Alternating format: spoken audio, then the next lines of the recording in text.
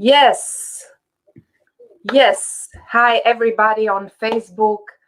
Katarina Flore with an amazing woman, an Austrian lover of life, Doris Mohsl. She's an sought after therapist, life coach, senior trainer with Tony Robbins. She is even running this amazing, organic, fully run hotel. And she's a marathon runner, and she's traveling the world and helping, and comes with amazing initiatives in helping people during these interesting times. And we are here just to go into the importance of nourishing our mental health and whatever comes in our discussion. So Doris, welcome.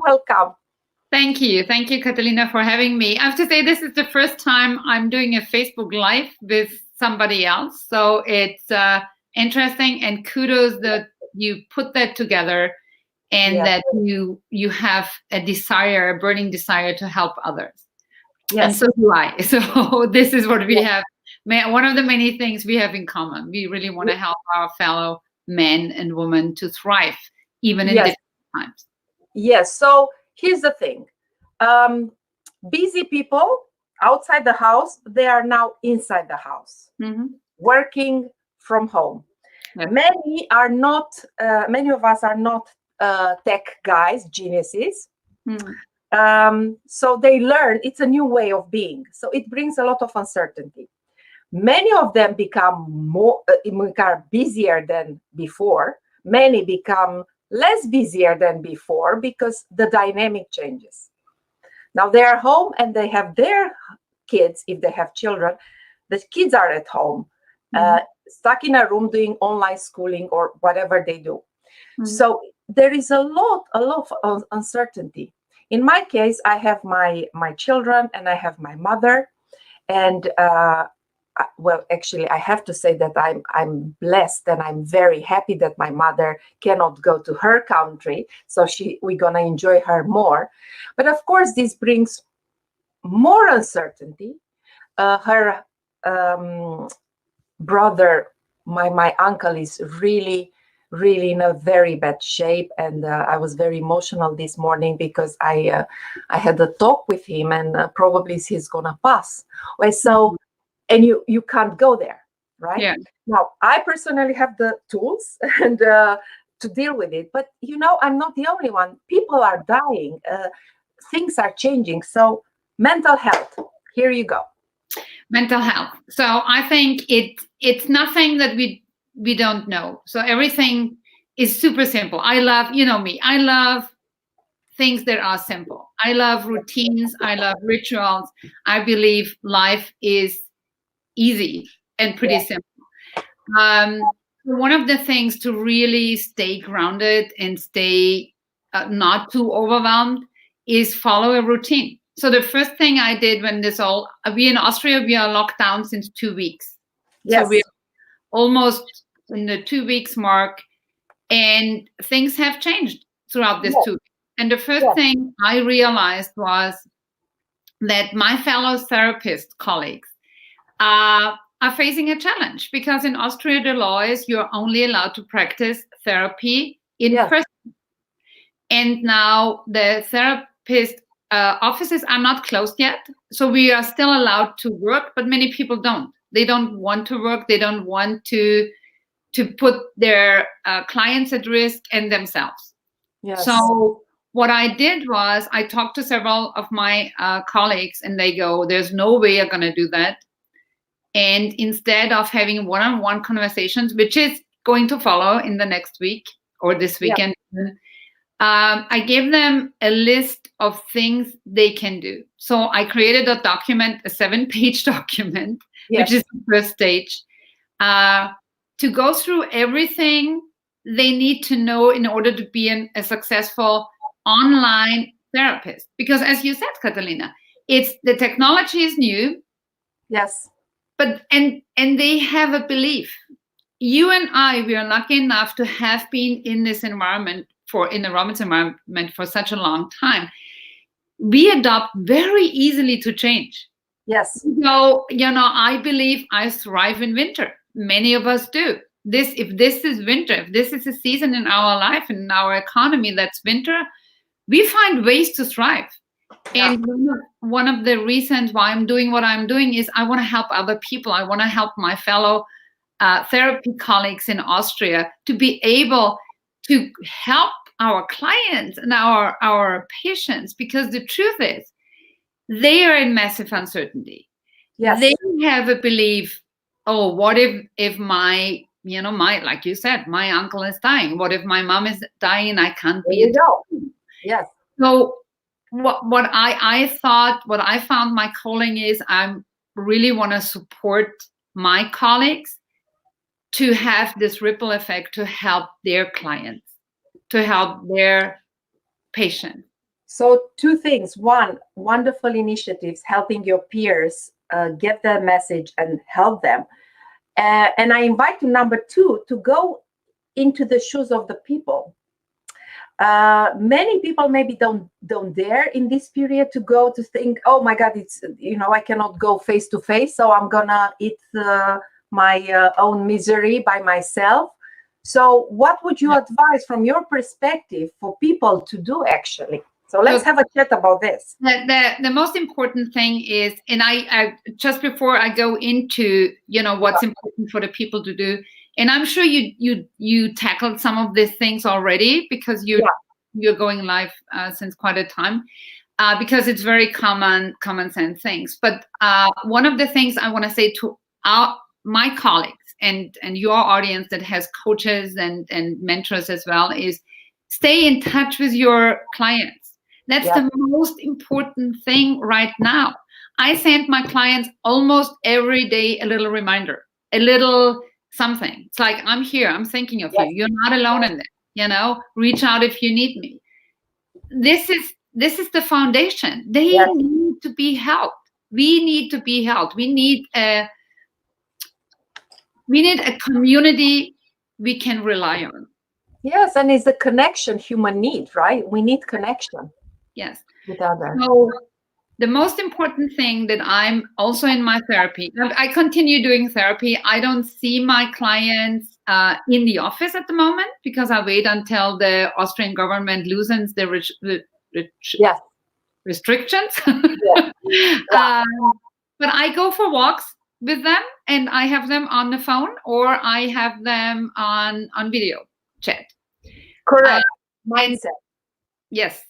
And so, in the variety, whatever they want, what's best for them, what's comfortable for them. Some people cannot do anything because they're stuck in the house and they cannot talk. They can never talk, and they can't leave for several reasons. So the most important thing is to create, and I have been, as you, fortunate enough to work by myself since many, many years. So the first couple of years when I was by myself, working from home, was horrible, because it took me days where I didn't get off my jammies. Correct. I learned that the hard way. Number one, you get up every single day at the time you would get up if you would go to your office. This is not a holiday. This is not a vacation.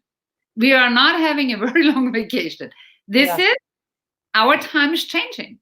The way we work is going to change. It's going to be much easier in the future. It will be less pollution, because people don't have to travel and commute all the time. They are learning new technologies. So number one is get up, set a time to get up and really get up. Don't hit the snooze button. Get up. Get dressed. Have a ritual in the morning. So have, 20 might not work for many people, like 20 minutes walking, 20 minutes meditating, 20 minutes reading or planning your day.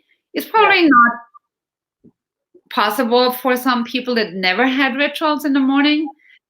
If your ritual was to get quickly out of the house, also plan something before you start working.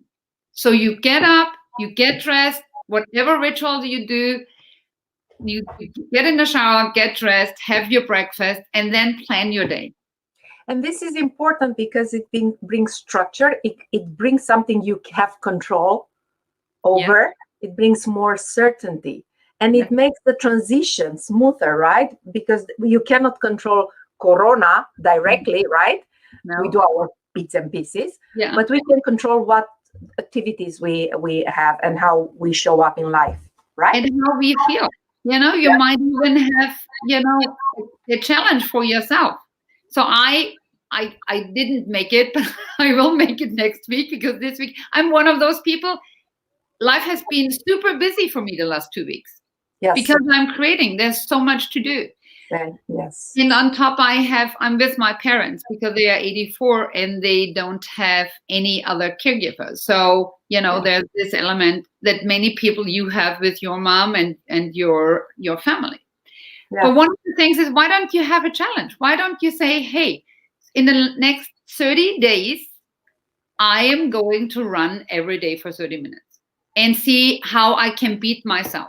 Like, I measure myself now, and then in 30 days, how much faster have I become? How much stronger have I become? Whatever it is, if you're a person that needs to check your progress, do that. Do something that gives you an amazing feeling. Because when you have progress, when you have a routine, when you see I am in control of my health, of my habits, just start something. I just recently listened to a podcast with a guy whose name is B.J. Fogg, Fogg, and he wrote a book called Tiny Habits. Yeah. Now is the time to create new habits. And it's not willpower, it's habits. You can create new habits with routines you already do. So like when you brush your teeth in the morning, do 5 squats or 10 squats. Add something onto it. Just be aware of what you do with your body, with your physiology, and also control your mindset. And I think once you have a routine, so you also really plan your day. And if it's 10 a.m., I need to call my doctor, and 10:45, I call my mom, and whatever it is, you need to have a routine. Yeah. And even if you are not the challenging type, so if you are so evolved in your spiritual path, delete the word challenge and find something, create out of nothing every day. So what you are saying, you are up to keeping your engaged with life and seeing progress in your life, right? Because this is actually what also these routines or these practices, whatever your vocabulary for this is, will help you progress, will help you engage with life, right? Because that's what we want in an empowering way. And it will prepare you. Prepare yourself. I think that's another component that's very important. And we discussed that with many of my clients, or even with my family. If you can't do your work that you used to do because you own a hotel or you're a hairdresser, what is it? What's your calling? What's another calling you have? Or if hairdressing is your calling, make online videos. Help people understand how to color their hair, how to whatever. Right. So many things. If you don't know how to do a video, now is the time to learn it, like we all do. Yes, exactly. And I think maybe these times it's a time that will help many people come home. Will help many businesses come home, find out really, really what they want, because it's a time where we can stop. It's a pattern interrupt, right? Life, what's happening, it's a pattern interrupt. Mm-hmm. So we can stop and ponder who we are at this moment in time, in this cycle. Where are we? As you say, winter, maybe it's a winter, a spring, maybe this is the time to put seeds and water the seeds. So whatever this is a great period in time to prepare for the next chapter, right? After this. And as you say, first what you're doing yourself, it's the mindset, flexibility. Tony Robbins, the most flexible person in a system controls the system. Mm-hmm. Not manipulated, but controlling. Mm-hmm. So what you're saying, you find all these opportunities to bring value, to add value to life, to add value to your peers, in Tony Robbins environment, in Austria, the other therapists, to add value to your clients, to feel that they are not alone and there is somebody caring about them. And so without, by the way, probably getting lots of money, but by just caring about them, right? Because it's not that you send them an email and they will pay you for the email. So it's just kindness that comes out of you by caring and helping them create a compelling future. Because that's also important. Let's touch on this. How important it is to have a compelling future and an identity to support this period. And you know, Catalina, it's not only creating the compelling future. I think one of the things that some people are not quite there yet is to see things as they are. Yeah. Not worse than they are. That's a skill to develop, by the way, right? That's an important skill. And see it as it is. The life, the as we have known it, the world as we have known it will change. Yes. We don't know how, but it will change. It will probably not go back to where it was before. This is like a shock, kind of a traumatic experience for the world right now. Yes. As you said, a pattern interrupt. So the truth is, it will change. And I now have the chance to participate in that. Yeah. To be ahead of the game, to just prepare myself. But by seeing how it is, not worse than it is. You know, one thing that I realized, and I did not know before, because I'm a fairly new therapist. I'm only, I only finished but very successful in the meantime. Yes. I have 2 practices, and I'm very, very blessed that I have 2 very good full practices, both in Vienna and here where I'm right now. As you can tell, I'm in the countryside. Everything is timber here. Yeah. What I realized is that people that normally have anxiety, and I work with a lot of anxious people, what's happening right now is a piece of cake compared to what was going on in their mind the last couple of years. So none of my anxious people actually is in stress right now, because they now see the reality, and they see in reality we are still, even so something so severe is happening, the world is still turning. We are still having families. We still have our loved ones. So they just cope with it the best. It's no problem. Have you been in contact with people that, let's say, had a more traumatic past and noticed that maybe some of the issues are exacerbated in this period? Because it happened to me, and I'm curious in your thing. So I honestly none of my clients. And I have many clients, I've many nurses, male and female nurses. And what I have to be aware of, what they have to be aware of, that they might burn out. So I'm really making sure that they get a session at least every other week. So what I had was the first week when we were in lockdown in Austria, I offered my services for free for people that are immediate victims of COVID. Yes. And I had a very interesting conversation with a 32-year-old individual who was in quarantine because she has it, and she has a very severe case of it. So she was really in bad shape and was by herself. Yes. And, the questions we ask ourselves and the focus we have makes how we feel. Yes. And, she found out while we were talking that she is not only in quarantine for 10 days, they prolonged it for another 12 days. Yes. And she was devastated because she gave it a horrible meaning. Like she is never going to get out of here. She is by herself, even though she talked to her neighbor every day. What we focus on, we will get and we will experience.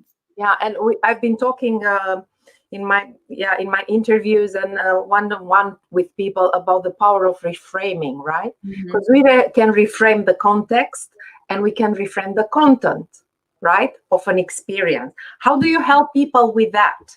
Because I think this is very important. The reframing, the meaning.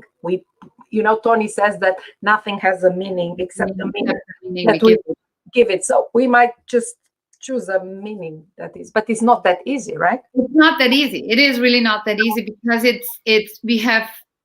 is not that easy because if we have such a variety of things happening right now, we have people. I talked to our friend in Italy over the last couple of weeks several times. Yeah. There's this, there is a village or a region where they have 600 people die every single day. Yes. And to reframe that is not that easy when a person from every family is dying or severely sick. And what the Italians found is they have become the role models for the rest of Europe, for the rest of the world. Yeah. And this is where their strength is. This is where they reframed. Italy will never be the same again. No. They will come out of this even stronger because they found new resources. They stick together. They just found a new way of being. And then you have on the other spectrum, you have people like me who is in the countryside. I could, it's spring. I could even plant whatever I want to eat in fall if worst case scenario will happen. I just see this is an opportunity. This from crisis to opportunity. Yes. This is a chance. Yeah. Yeah. We can reinvent ourselves right now. But this is not true for somebody who just lost their parents because they're 80. No. So we have I think it is very individual. Reframing what's happening for the world, I see it as a blessing. Yes, me too. Me too. In many respects, absolutely. Yeah, absolutely. I think lots of people will awaken and will come home. Really. Absolutely. And my brother and his family, they live in Rome. So it's amazing that you're telling how they became the role models for others, like you and we become role models to others. So think about the rippling effect. Everything we do, let's show up as role models so we can help others. I mean, in Italy, they were 2 weeks. I live in Amsterdam in the Netherlands, so they were 2 weeks ahead of us. So I learned a lot. The kids stayed at home and they started homeschooling. So I started to ask questions, because if you ask intelligent questions, you get good answers and you can start preparing and show up at your best, right? Rather than wait and, oh my God, or listen to people that didn't see. Some people just don't anticipate. They work out, let's do damage control rather than prevention. But anyway, everybody's different. But that's a very good point that you're saying, because as we learn so Italians became our role models in many respects. We become role models for others. Yes. So let's all of us show up at our best in order to continue this ripple effect, because I think this will help us. The moment we do this is for our mental health and emotional health. It really feels good. When you help all these people, when you started to think outside the box, and then created something that probably doesn't exist in Austria, right? And also in our team trainers teams, the meetings that you have created, this group, which is awesome. Using creativity, using curiosity, using perseverance, using love of learning, using zest for life, leadership, right? All these qualities in us in order to create something outside the box, right? And it feels good, huh? It feels very good. And I just thought about that, because when you were talking, One of the things I love is, as I said at the beginning, make things easy. And we need to light up. Some even, especially when we are in a tiny apartment or in a tiny house with 3 generations, with homeschooling, with probably spending more time with your spouse than you ever intended to spend. Things are getting tough at times. So you've got to interrupt your own pattern. And what we do on our calls, you mentioned the calls that I started with the trainers, is when things are getting very intense, we dance it out. We put a song on the Zoom call, and there's 15 people, and we just dance. And if you bring that lightness to your day, if you have, as you said, nothing has any meaning except the meaning I give it. Yes. If I can lighten up, I can find a different meaning. Yes. If I just dance it out, and thank you for the music you sent me yesterday. Awesome. I was listening to it, and I was like, my client came to the parking lot, I was dancing, and she's like, I feel like dancing with you now too. This is what we need to do. It's the little things. It's I don't know if you know Grey's Anatomy, Catalina. Oh, yeah. So I just finished listening to now I forgot her name. The lady that is invented or is writing. Sandra Rhimes wrote a book called The Year of Yes. And what they do in Grey's Anatomy, and what she also described in that thing, is changing our neural pathways. Yes. By accessing your superhero pose. Yes. Whenever things are getting tough, in order to change your triad, in order to change your focus, change your belief, and change your physiology, access the superhero pose. Because what it does, what it really does, it changes your neural connections in the brain. Yes. And that's the most important thing, because this is the time to retrain our neural pathway. Yes. This is the time to do new things in new ways.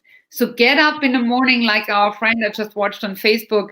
She gets up on the way to school with her little one. She jams in the morning. Yes. This is what you have control over. We still have music. We still have pictures. Use the mood meter. If you feel low, make a list of things you can do that will cheer you up. Things you know that have cheered you up in the past. Yes. And sometimes it's so simple than just embracing your superhero pose. Yeah, and I come with a couple of more things for one of my let's say superpowers, and it's in positive psychology. I work a lot with character strengths, and so helping people access what's best, what's good in them. And we all have, our superpowers, our strengths that are our signature strengths. And if you don't know them, you can ponder and start thinking about what's best in you, or you can also take various tests online to find out what's best in you, what are your signature strengths, and start thinking of ways of accessing them and using them in different ways every day. So for instance, for me, one of them is love of learning. So you can use love of learning in different ways every single day. And science show that if you do this, you use your signature strengths. So what's your core strengths, if you like, in different ways every day. Science showed reducing anxiety, reducing depression up to 6 months, up to a year. Now imagine having this, as a routine or or a practice or a challenge, cultivating something for you. I mean, we are talking about engagement in life. Science shows that, and I can use you as a proof case, because you showed creativity in what you're doing, curiosity, love of learning, because you learn about this technology and all the things, perseverance, you don't stop, you just have the discipline to go forward. You use zest, dancing in the parking and whatever energy, right? You use leadership and you use self-regulation when things go bad. You just, okay, let's reframe this, let's take a breath. All these qualities, we all have them. Some, for some of us, these are dormant, but we can, put some water and revive them. But all of these qualities show that increase a lot the engagement with life. Mm-hmm. Don't you feel engaged with life right now? Absolutely. I'm asking you because all these qualities I've seen in what you're doing, all these qualities, and it's just science just back this up. This shows increasing engagement with life. I love that, and I would love for you to probably put your audience or give a link somewhere so your audience can probably do that online as well, or prompt some more questions how we can find what our core strength is. Yes. One thing I have to say, Catalina, that I'll make a comment to this video actually, and I'll put it there. Yes. Oh, great. One thing I realized for myself is, because I am a very strong person and I can endure many things, and I have proven to myself that I can survive many, many things. Yeah. This is probably a little bit of a warning or heads up for other people that are similar strong. I had a meltdown the other day. You had what? I had a little meltdown the other day. Yes. And I started beating myself up that I should be the strong, and I cannot do that, until a friend of mine said, that's why it's so important to stay in touch with your peer group, with your friends. She said, Doris, sometimes it's just okay to acknowledge that you have a shitty day. And that, to me, this is power. And that's the power, to acknowledge I am feeling shit. Yeah. I feel like crying. I feel I need a shoulder to cry on. I need somebody. And by just reaching out and letting your people know how you feel, yes, they can give it to you. I have friends who said, I would have never thought that you feel like that because you're so busy and you do everything and you got everything under control. So showing up in our vulnerability as well, and being okay with it doesn't have to be every day tense. Sometimes it's a 5. And so beautiful. And this even this acknowledgement that I have a meltdown and I feel whatever you're feeling, sad or whatever, just this simple fact brought you to the present moment, into what was there. And also science shows again, and very well, that just that the simple act of labeling an emotion, right, calms the amygdala, right? So if I say I'm angry or I'm sad or it sends a signal to the brain that if you're able to have this, that you're safe still, you're still safe, and then it increases the excitement, if you want, in that area of the brain, right? Yes. I could talk to you forever because you're sparking ideas in me. One of the things I do as a therapist is I am in training, but almost done as a trauma therapist. Yeah. Because I think we all have suffered through trauma, and this is probably also a trauma. Let's see. We'll see. It can be. It doesn't have to be for most of us. Of course. Because, yes. But what I do with my patients, I create with them their safe space, their internal safe space. Yes. So I guide them through a visualization where they find a secret place in their mind, in their soul. Yes. That is just for them. Yes. Where everything is possible and they are safe. They create it. And that changes the pathways. And that changes the amygdala, because there's so much stored in the amygdala that might come up now and is being triggered now, which is, I think what you referred to earlier, has been from way back then. Oh, yeah, absolutely. The fight, flight, freeze response, right? Exactly. So if you take this little or younger you, if you acknowledge it, when you say, okay, this is how I felt back then, it's not me, the 53-year-old, it's me, the 15-year-old. Then you have a chance to really have a conversation with this 15-year-old and tell it, you are safe. I am here for you now. Yes. And create an inner safe space for this younger you as well. I think it's a fantastic time to Actually, nurture. such an amazing discussion. I would love to have a conversation about this in the workplace with you, because so many times we see conflict at work, and I coach a lot, and I see actually there are children or teenagers dressed as adults that show up at the board meeting or whatever. Because so I think I would love to have a conversation on this, because this is so cool. You solve this, you come up more resources in the present moment.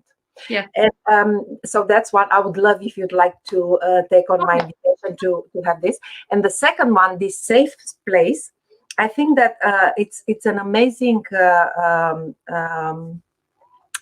technique, journey, whatever you want to call. And it works not only if you have a trauma. 2 days ago, I had a client, very left brain, very linear, a CEO of a company, and I did this this journey. And at the end of the journey, he told me, "Oh my God, I find it so difficult in life to get out of my head." And in the head is the anxiety, or is in the bubble head the anxiety. And this kind of journey that you are talking takes people into the body, and they connect with the inner intelligence, with the higher intelligence, right? And so much addition. So you engage also the right brain, and there is brain integration, right? And mirror, how many wonderful insights that come up from this, right? So I think this is so an amazing tool. So and one of the things I just want to, because you just mentioned it as well, and that's what comes up for many people that haven't had anxiety in the past because they are safe in this. But for some people, this brings up angst or absolutely.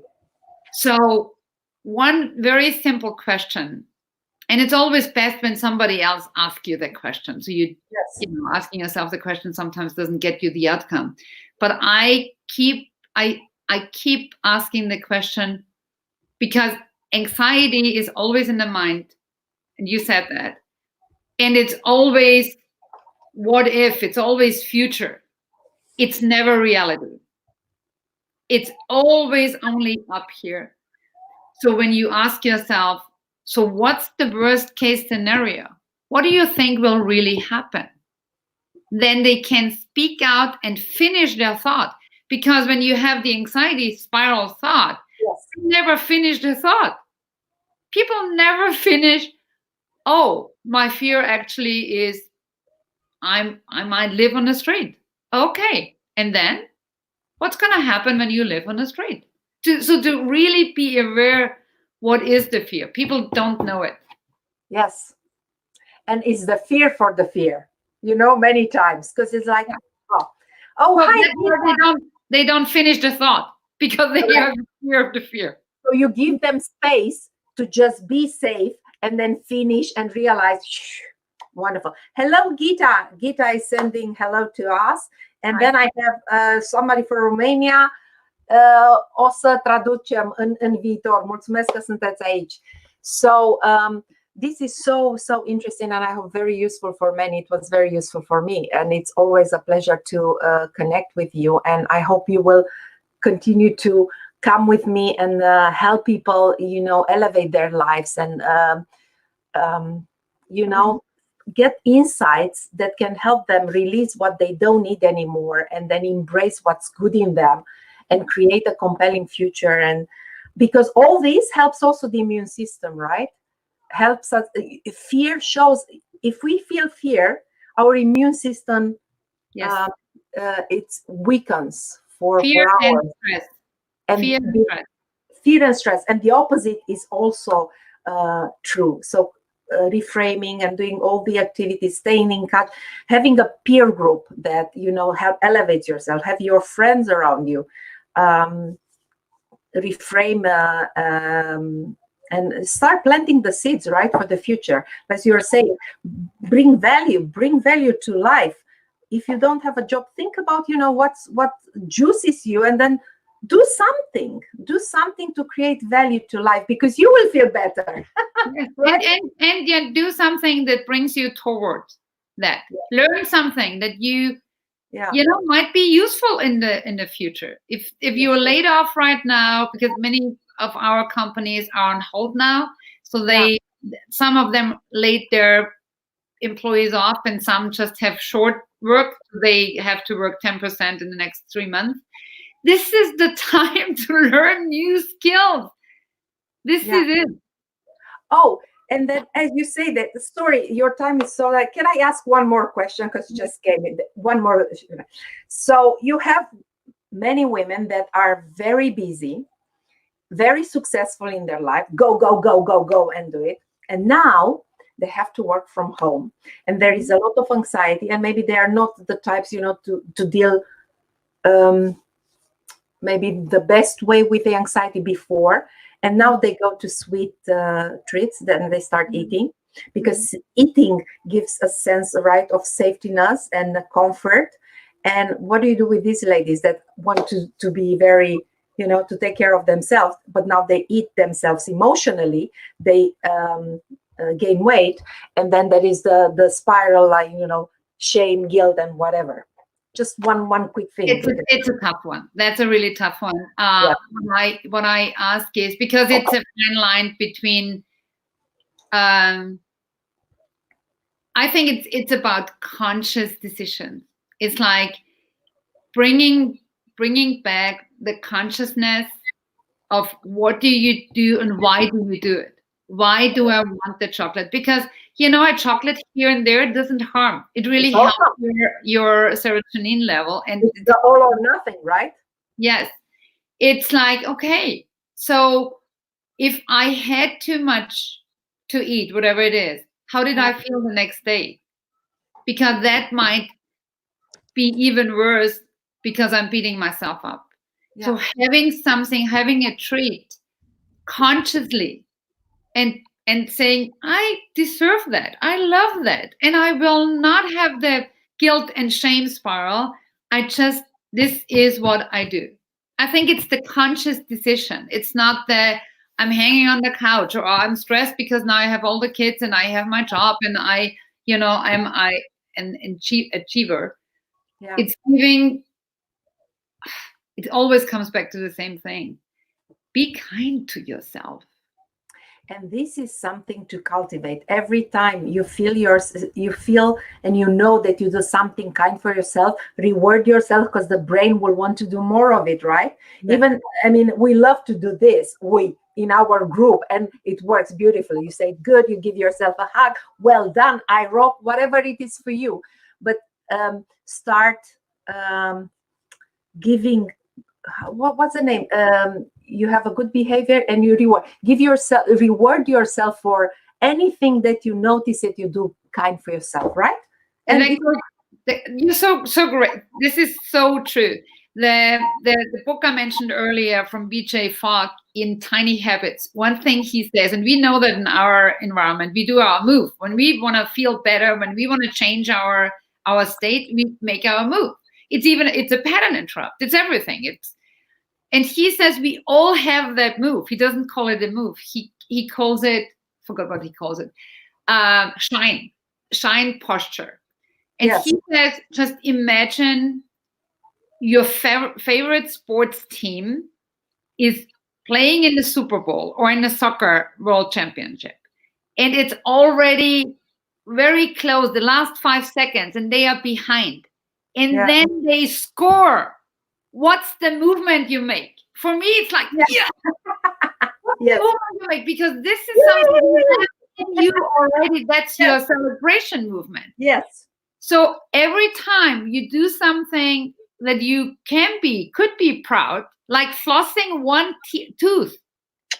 You don't have to floss all your teeth and then go, yes. You floss one tooth and you go, yes.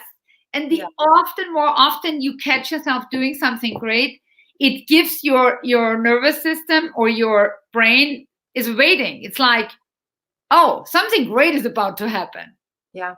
because you reproduce something that you have already, and the chemicals are flowing.